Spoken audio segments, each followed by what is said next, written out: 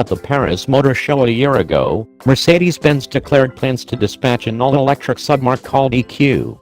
Mercedes said its EQ-marked electric vehicles would ride on a devoted EV stage and will inevitably offer vehicles in each portion.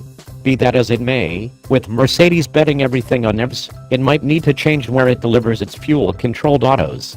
Addressing automotive news as of late, Britta Seeger, Mercedes head of worldwide deals, said that creating EQ-marked autos in Alabama may compel it to fabricate the C-Class car outside the US. All things considered, the choice isn't really last. We will see, Seeger said.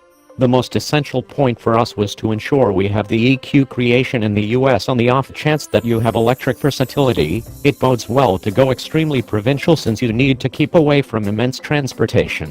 Mercedes has effectively dedicated to putting $1 billion in its Vance, Alabama plant to prepare it to fabricate EQ-marked EVs. As of now, that plant fabricates the GLE Coupe, GLS, and C-Class vehicle. With the main generation EQ anticipated that would be a GLE-sized CUV, it might bode well for that plant to concentrate solely on utility vehicles. On the off chance that C-Class generation does in the long run move out of the US, Mercedes would likely import it from one of the two different production lines it uses to fabricate the reduced extravagance vehicle.